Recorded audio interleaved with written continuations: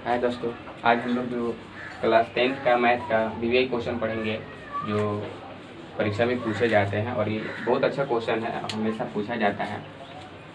यहाँ पे एक माध्य पे आधारित क्वेश्चन दिया है। माध्य तो देखिए, यहाँ पे माध्य के बारे में थोड़ा सा जान लेते हैं कि माध्य क्या होता है। जैसे कोई प्रेक्षण होता है और उसका माध्य निकालते हैं तो माध्य का जो सूत्र होता है प्रेक्षणों का योग बट्टे प्रेक्षणों की संख्या। यानी कहने का मतलब क्या है, माध्य का जो सूत्र होता है प्रेक्षणों का योग बट्टे प्रेक्षणों की संख्या। यहाँ पर माध्य का मान दिया है, तो जब माध्य का मान दिए तो फॉर्मूला माध्य का ही लगेगा। तो देखते हैं आगे। यहाँ पे जो प्रेक्षण दिया गया है यानी प्रेक्षण जो है 6, 8, 9, x तथा 13 है। प्रेक्षणों की संख्या जो है 5 है और किसका मान दिया है, माध्य का मान दिया है। तो माध्य का मान दिया तो फॉर्मूला माध्य का लगाएंगे, लिखेंगे माध्य बराबर प्रेक्षणों का योग बट्टे प्रेक्षणों की संख्या। प्रेक्षणों का योग यानी इसको जोड़ना है और माध्य का मान कितना दिया है, 10 दिया है। तो लिख सकते हैं यहाँ पर 10 प्रेक्षणों का योग यानी कि 6 + 8 + 9 + x + 13। उसके बाद प्रेक्षणों की संख्या कितना दिया है, तो 5 दिया है। अब इसके नीचे कुछ नहीं तो 1 लगा सकते हैं, इससे इसमें गुणा करते हैं और इससे इसमें गुणा करते हैं। तो 10 में 5 से गुणा करेंगे तो 50 हो जाएगा और इन सबको जोड़ेंगे तो हमारा हो जाएगा 36। इसको और इसको जोड़ेंगे तो होगा 36 + x। अब हमको x का मान निकालना है, यानी यहाँ पे पूछ रहा है वो तो x बराबर क्या, यानी x का मान निकालना है। तो ये प्लस में उधर जाएगा तो माइनस में, यानी 50 - 36 बराबर x। इसलिए x बराबर कितना, 14 आंसर। देखिए इस प्रश्न में माध्य दिया है, माध्य का मान दिया है, माध्य का मान दिया है 10 और प्रेक्षण दिया है 6, 8, 9, x तथा 13। तो पूछ रहा है कि x के बदले क्या आएगा, कि उसका माध्य निकालेंगे तो 13, उसका माध्य निकालेंगे तो 10 आएगा। तो किसी भी प्रश्न में याद रखिएगा कि जिसका मान दिया होता है उसी का फॉर्मूला लगाते हैं। यहाँ पे माध्य का मान दिया तो फॉर्मूला माध्य का लगाएंगे। यहाँ पे प्रेक्षण कौन कौन दिया है, तो 6, 8, 9, x तथा 13 है और प्रेक्षण की संख्या कितनी है, तो 5, 1, 2, 3, 4 और 5। माध्य का फॉर्मूला लगाएंगे तो माध्य का जो सूत्र होता है प्रेक्षणों का योग बटे प्रेक्षणों की संख्या। माध्य का मान कितना दिया है, तो 10 दिया है और प्रेक्षणों का योग, ये सब प्रेक्षण को जोड़ेंगे और प्रेक्षण की संख्या 5 है। इसके नीचे कुछ नहीं तो 1 लगाएंगे, इससे इसमें गुणा करेंगे और इससे इसमें गुणा करेंगे। तो 10 में 5 से गुणा करेंगे तो 50। इन सबको जोड़ने के बाद 36 होगा, x होगा, ये प्लस में उधर जाएगा तो माइनस में, इसलिए x का जो मान आएगा 14 आएगा।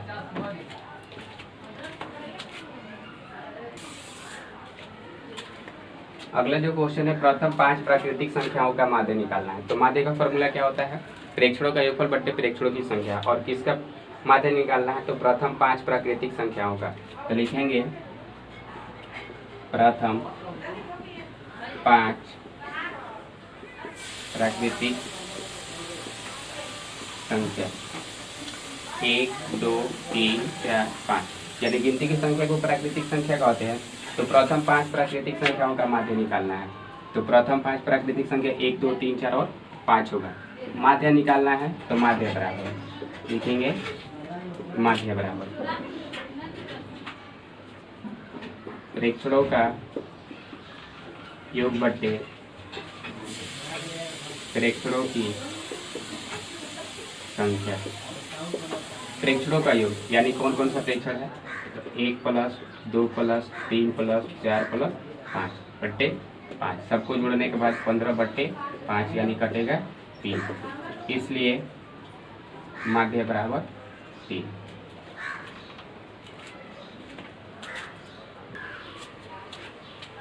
देखिए यहाँ पे एक प्रश्न जो है एपी पर दिया हुआ है। तो एपी में ये जो होता है प्रथम पद होता है, ये दूसरा पद होता है, ये तीसरा पद, ये चौथा पद होता है। ये अपरिमित एपी, एपी जो है दो प्रकार का होता है, एक होता है परिमित एपी और एक होता है अपरिमित एपी। तो ये अपरिमित एपी है क्योंकि इसमें डॉट डॉट लगा है, ये अनंत तक जाएगा। तो इस एपी का 11वां पद पूछा है, इस एपी का 11वां पद क्या होगा। तो देखिए 11वां पद के लिए हम लोग जितना मतलब जिस पद का मान पूछे उसके लिए, जैसे मान लीजिए 10वां पद, तो उसके लिए सूत्र होगा a + 9d।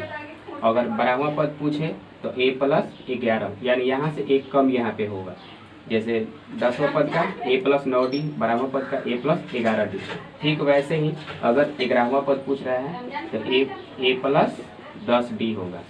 या तो ये फार्मूला लगाइए, नहीं तो एक सूत्र होता है nवां पद, nवां पद का सूत्र होता है यानी कि अंतिम पद a + n - 1 × d। ये होता है nवां पद का सूत्र।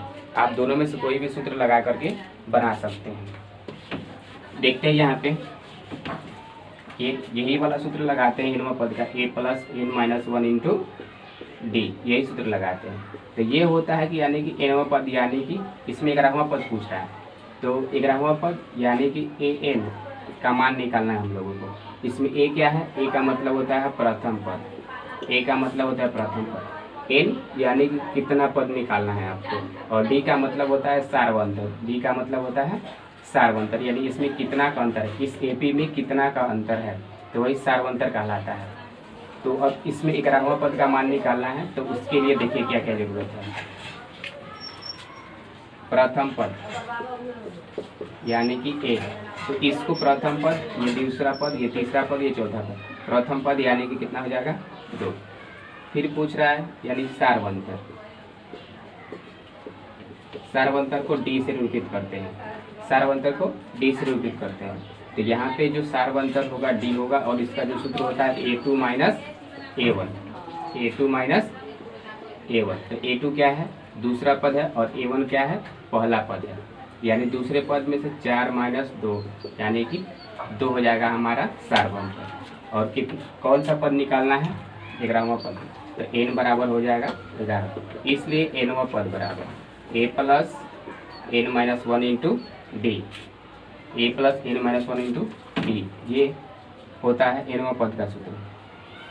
n के बदले कितना दिया है 11, a का मान 2 प्लस n का मान 11 - 1 और d का मान 2। ये 11 जोड़ का 3, 2 जोड़ का 3, 11 में से 1 जाएगा 10, और ये ब्रैकेट का मतलब होता है गुणा, तो 10 में 2 से गुणा करेंगे हो जाएगा 20। इसलिए 11वां पद बराबर हो जाएगा 22। एक और शॉर्टकट तरीका है, उसके माध्यम से हम लोग बता सकते हैं कि इसका 11वां पद क्या होगा। तो आप ये तो सही है, बिल्कुल सही है। अगर 2 नंबर में क्वेश्चन आएगा तो आप लोग ऐसे डील कीजिएगा। अगर आपको शॉर्ट तरीका से मतलब चाहिए, यहाँ पे देख लीजिए जो प्रथम पद है a, या इसको प्रथम पद, दूसरा पद, तीसरा पद, चौथा पद बोलते हैं। सार्वंतर यानी यहाँ पे जो है nवां पद का जो सूत्र होता है, इसमें a है, n है, d है। a का मतलब प्रथम पद, n का मतलब कितना नंबर तक जोड़ना है, या मतलब वो कौन सा नंबर, और d का मतलब होता है सार्वंतर। और सार्वंतर का जो सूत्र होता है कि दूसरे पद में से पहले पद को घटाते हैं।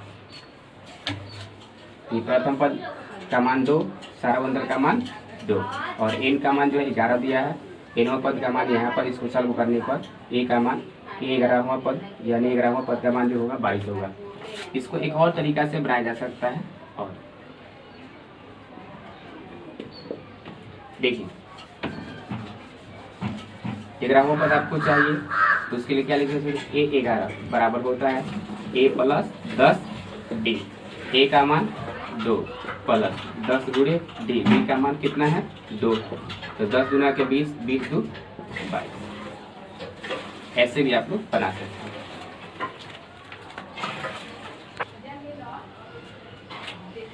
देखिए यहाँ पे जो अगला क्वेश्चन है, गुणनखंड विधि से हम लोगों को मूल निकालना अर्थात शून्यक निकालना है। वैसे मूल निकालने की जो विधि होती है, मतलब पूर्ववर्ग विधि से निकाल सकते हैं, गुणनखंड विधि से निकाल सकते हैं, द्विघाती सूत्र से निकाल सकते हैं। लेकिन यहाँ पे हमें मतलब शर्त दिया है कि इसको गुणनखंड विधि से ही मूल निकालना है। तो गुणनखंड विधि से मूल निकालने के लिए क्या करते हैं, सबसे पहले इस क्वेश्चन को लिख लेते हैं कि 2x² - 5x + 3 बराबर 0। अब क्या करते हैं कि पहले वाले और अंतिम वाले में गुणा करते हैं। और गुणनखंड को इस प्रकार तोड़ते हैं कि जोड़ने या घटाने के बाद बीच वाला आना चाहिए। एक बात और याद रखिएगा, जब बीच वाला माइनस में होता है तो दोनों गुणनखंड को जो है माइनस में लिखना होता है। सबसे पहला नियम क्या है कि पहले वाले अंतिम वाले में गुणा करेंगे, तो 2 में 3 से गुणा करेंगे तो 6x² हो जाएगा। अब 6x² को ऐसे तोड़ना है कि दोनों को घटाने के पर कितना आना चाहिए, -5 आना चाहिए। जैसे देख लेते हैं, इससे इसमें गुणा करते हैं तो 6x² आएगा। अब इसका गुणनखंड ऐसे तोड़ना है कि जोड़ने और घटाने के बाद कितना आना चाहिए, -5 आना चाहिए। तो 2 और 3, 2 3 6 हो जाएगा। 2 को x है तो 1 x इसके साथ लिखेंगे और 1 इसके साथ लिखेंगे। याद रखिएगा कि जब बीच में माइनस होता है तब इन दोनों पदों को माइनस में लिखते हैं। अब उसके बाद बात आता है, अब क्या करते हैं, इसको लिखते हैं बीच में, यानी कि पहले वाला ज्यों का 2x² ज्यों का 3। अब इन दोनों में से किसी को पहले लिखा जा सकता है। जैसे लिख सकते हैं कि -2x और फिर लिख सकते हैं -3x और अंतिम वाला ज्यों का 3। यानी कहने का मतलब क्या है कि सबसे पहले वाले और अंतिम वाले में गुणा करेंगे तो 6x² आएगा। 6x² को ऐसे तोड़ना है कि जोड़ने के बाद माइनस, मतलब उसको हल करने के बाद -5x आना चाहिए। पहले वाला ज्यों का 3 ज्यों का 3 और -5x के बदले ये लिखे हैं, तो माइनस और माइनस क्या होता है प्लस, यानी 2x में और 3x, इसको हल करने के बाद -5x आ जाएगा। अब ऐसा होता है तो क्या करते हैं, दो का जोड़ा लगाते हैं। इन दोनों में क्या कॉमन है, तो 2 कॉमन है और साथ ही साथ क्या कॉमन है, x कॉमन है, तो 2x को कॉमन कर लेंगे। 2x कॉमन हो जाएगा तो यहाँ से 2 निकल गया है, 2 बाहर कर लिया है। फिर यहाँ पे x² x को बाहर कर लेते, x बचेगा। फिर माइनस है तो माइनस, यहाँ पे 2x था, 2x को बाहर कर लेते, कुछ नहीं तो 1। फिर यहाँ पर देखिए, यहाँ पे माइनस है तो जब माइनस यहाँ पे होता है तो माइनस को कॉमन करते हैं, प्लस होता है तो प्लस को कॉमन करते हैं। जब माइनस को कॉमन करते हैं तो इन दोनों में प्लस हो जाता है, मतलब सिंबल चेंज होता है, माइनस वाला प्लस में और प्लस वाला माइनस में हो जाता है। यहाँ पे माइनस कॉमन है और साथ ही साथ क्या कॉमन है, 3 कॉमन है, तो -3 को कॉमन कर लेंगे तो यहाँ पर x बचेगा और ये माइनस में था तो प्लस में हो गया है और ये प्लस में है तो किस में हो जाएगा, माइनस में हो जाएगा। 3 कॉमन कर लिए तो कुछ नहीं बचेगा तो 1 बचेगा।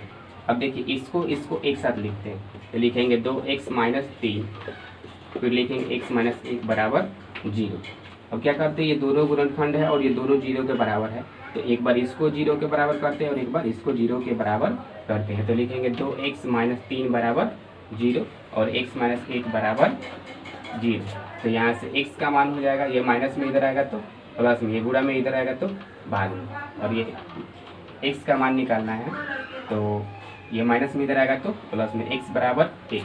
देखिए गुणनखंड विधि से हम लोग को मूल्य निकालना था, वैसे मूल्य निकालने के लिए जो है अलग अलग विधि होता है। इसमें जो है हम लोगों को गुणनखंड जो है गुणनखंड विधि से इसका मूल्य निकालना है। तो क्वेश्चन है 2x² - 5x + 3 बराबर 0। तो सबसे पहले वाले अंतिम वाले में गुणा करेंगे तो 6x² होगा। अब इसको ऐसे तोड़ना है कि जोड़ने के बाद या घटाने के बाद, यानी हल करने के बाद बीच वाला के बराबर आए। तो तोड़े हैं तो 2 3 6, एगो x इसको और एगो x इसको। जब बीच वाला तब माइनस में होता है तो दोनों पदों को माइनस में लिखते हैं। पहले वाला ज्यों का 3, 2x² ज्यों का 3। अब क्या करते हैं, -2x है तो -2x लिखेंगे, फिर -3x है तो -3x लिखेंगे। लास्ट वाला ज्यों का 3, 2 का जोड़ा लगा लेते हैं। इन दोनों में क्या कॉमन है, तो 2x कॉमन है, 2x कॉमन कर लिए। फिर इसमें क्या कॉमन है, तो 3 कॉमन है तो 3 कॉमन कर लिए हैं। अब यहाँ पे क्या होता है, देख इसको और इसको एक साथ लिखते हैं, 2x - 3 यहाँ पे, इन दोनों के बदले एक वो यहाँ पे लिखते हैं, x - 1। अब ये दोनों गुणनखंड जो है 0 के बराबर है, तो दोनों को जो है अलग अलग 0 के बराबर करेंगे। तो यहाँ पर x का मान 3/2 और यहाँ पे x का मान 1 आएगा। अतः 2x² - 5x + 3 बराबर 0 का मूल 3/2 तथा 1 है।